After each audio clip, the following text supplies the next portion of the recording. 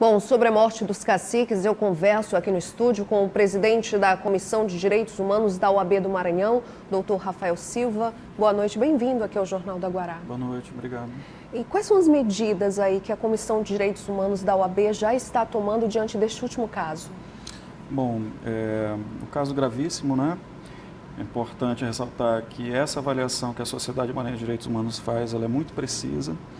Ela traz aí tanto a questão repressiva, de identificação dos responsáveis por esses crimes e punição, mas também estratégias de prevenção e construção, né, até de políticas que envolvam uma transformação cultural da forma como são tratados os povos indígenas, que são marcados por muito preconceito, e essas violências se estruturam e, poderíamos dizer, de alguma forma se legitimam, isso entre aspas, evidentemente, né, mas com base nesses preconceitos. Então, o que nós fizemos, nós tivemos hoje já uma reunião com a Superintendência da Polícia Federal aqui no Maranhão. Qual foi o resultado dessa reunião? Olha, foi apresentado para a gente como é que está o andamento das investigações. De fato, a Polícia Federal abriu um inquérito no sábado, ainda está muito incipiente, desses dois últimos crimes, né? Nós perguntamos também a respeito do Paulino Guajajara, foi apresentado para a gente em que pé estão essas investigações. Fundamentalmente, foi assumido um compromisso pela Polícia Federal de fazer um aprofundamento do trabalho em relação a territórios em que há lideranças indígenas ameaçadas no Maranhão. Isso já a partir de uma avaliação da própria Polícia Federal, considerando que esses ataques, né, essas violações, por exemplo, em questões ambientais também, em territórios indígenas, tem se agravado, e foi esse compromisso que foi assumido hoje, numa reunião em que o próprio Conselho Indigenista Missionário estava presente. Doutor, a gente acabou de mostrar aqui esse levantamento da Sociedade Maranhense de Direitos Humanos, de 2006 até 2019, foram 15 índios mortos. Existem resultados, identificação de suspeitos, julgamentos? Não, esses casos, exatamente, o grande problema é essa sensação de impunidade. Impunidade. São vidas que são tratadas como se nada valessem, e quando não se tem a identificação e punição dos responsáveis, e a gente não está falando apenas de executores, mas às vezes até de eventuais mandantes, ou uma cadeia de relações de poder que pode ter desencadeado nessas mortes, né, isso fica mais banalizado ainda. Então, é importante que haja mobilização dos povos indígenas, é importante que as instituições deem espaço para que os povos indígenas manifestem suas preocupações e possam, inclusive, participar desse desenho das estratégias, especialmente preventivas, que precisam ser adotadas. Nós não podemos trabalhar apenas na perspectiva reativa a tragédias. Essa perspectiva reativa a tragédias, ela é necessária, ela precisa ser urgente. Não tem uma atitude preventiva, no caso. É claro, porque são mortes que são anunciadas. Quem não sabia que os guardiões da natureza do povo Guajajara estavam sob ameaça? O Paulino Guajajara, ele era uma vítima em potencial.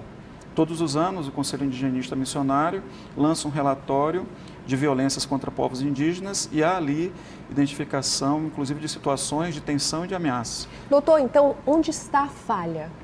Bom, a falha está nas políticas públicas, porque a sociedade civil tem atuado, tem denunciado, inclusive com muita situação de risco enfrentada por esses agentes que não contam com um aparato de segurança, mas apenas com uma dedicação realmente a essas causas, como o Conselho Indigenista Missionário, como a Sociedade Maranhense de Direitos Humanos, mas é preciso que haja uma atuação institucional envolvendo as esferas municipal, estadual e federal, para que essas políticas públicas de transformação cultural do preconceito, políticas de segurança que envolvam não apenas a questão repressiva, mas educacional, políticas de saúde, da qualidade de vida, das relações nessas comunidades com as sociedades envolventes. Então, tudo isso é importante, porque se for sempre tratado dessa forma, a única coisa que avança é a violência, porque ela é estruturada, ela tem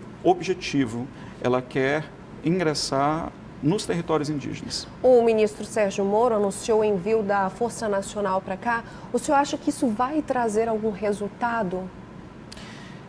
Não é do nosso conhecimento que essa decisão tenha sido tomada dentro de um aspecto de uma construção institucional envolvendo entidades da sociedade civil, povos indígenas e representações mesmo, como por exemplo da Polícia Federal. Muitas vezes essas decisões são midiáticas. Elas não têm uma construção que possa trazer alguma eficácia de transformação. Então, se for meramente midiático, ela vai ter algum papel durante aquele período em que as forças estiverem por lá.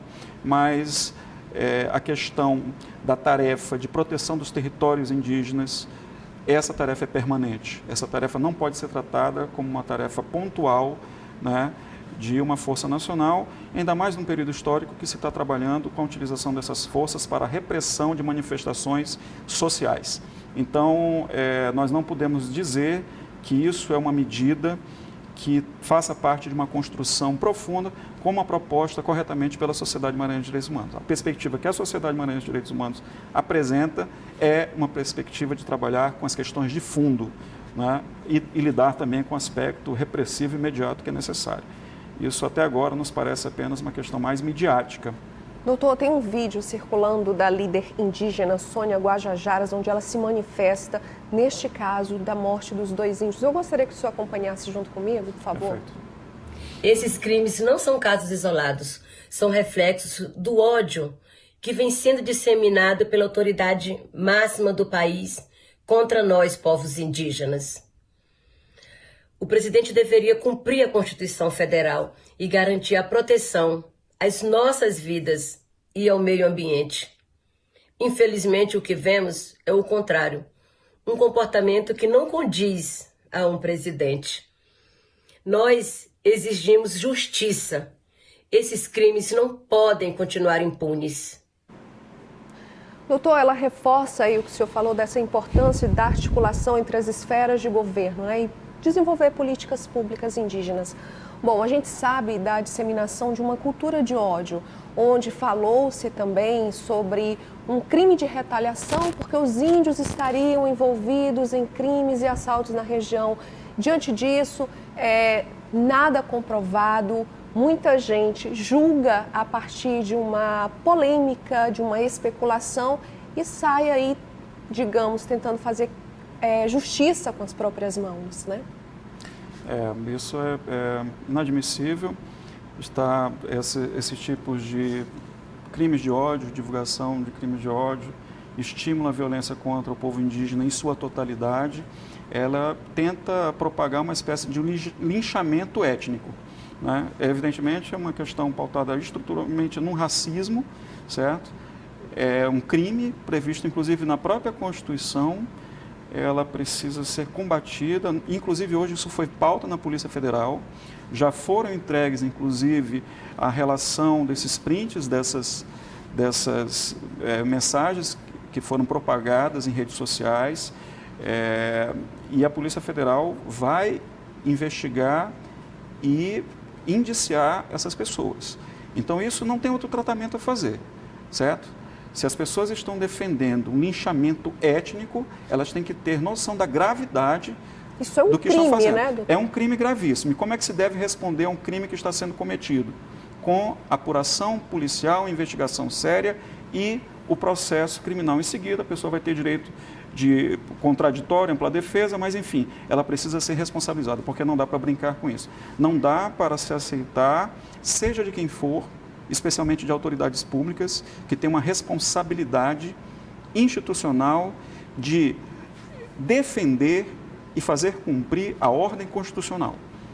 Então, as pessoas que estão no exercício de cargos públicos, em qualquer esfera, e pode ser inclusive na esfera máxima, estão sujeitas à ordem constitucional. Foi esta ordem constitucional que garantiu e garante o exercício do poder no regime democrático, e, portanto, elas são e precisam ser defensoras da Constituição como um dever. E a Constituição fala no respeito à pluralidade da sociedade brasileira, ao respeito aos povos indígenas e do tratamento dos conflitos sociais dentro de um patamar de legalidade e justiça.